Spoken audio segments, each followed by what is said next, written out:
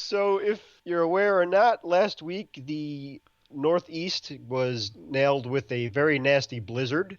I'm aware. And being in the New York area, some places got 2 feet, other places got 3 feet. And with the drift, it could have been as high as Lord knows. But I've had to do a lot of shoveling. I don't know how you made out during the storm yourself. I also But did a lot of shoveling. yeah, and obviously we weren't able to play that week No. because there was no place to play because of all the ice and snow and drifting or whatever. But with that said, having to do a mundane task such as shoveling, I Mm. was thinking to myself, all right, can't play and it's making me upset. And shoveling isn't the best thing in the world to do, but at the very least, maybe I could use it as a training mechanism in terms of helping my shot. Yeah, this sounds very interesting. I want you to explain this. Okay, so as I was shoveling, I felt particularly in the forearms too, with the heavy snow that it was and having to shovel in layers. I was kind of down in a crouch and holding the shovel kind of like a hockey stick position. So knees bent, back straight, and with the blade down. I follow. In, yeah, in if you're playing deck hockey or whatever kind of hockey, the rule number one is always keep your blade down.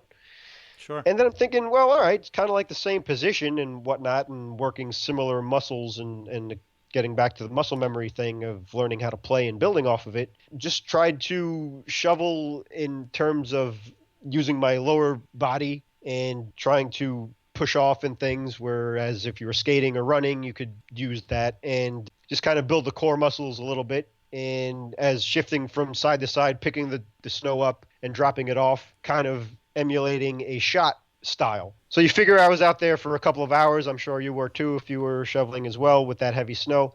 Yeah. So with that in mind, figured at least to be productive in two ways. One, help shovel a path so people could walk and not kill themselves, and also practice working on the shooting muscles. So instead of just lifting the snow and throwing it anywhere, moving it over using my waist and lower body and kind of shoveling in a shot form. That is brilliant.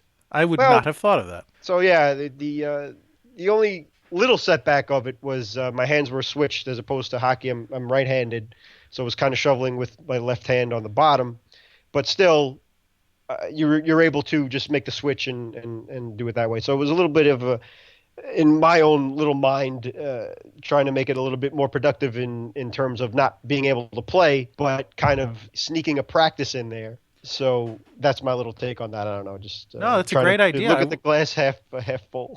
I would not have thought of that at all. However, I will say in my own defense, I'm a goalie, so one-handed shoveling is not really advisable. Yeah. Uh, So yeah, you said gotcha. the same principle can apply to sweeping? Yes, another mundane task which I can't stand is sweeping.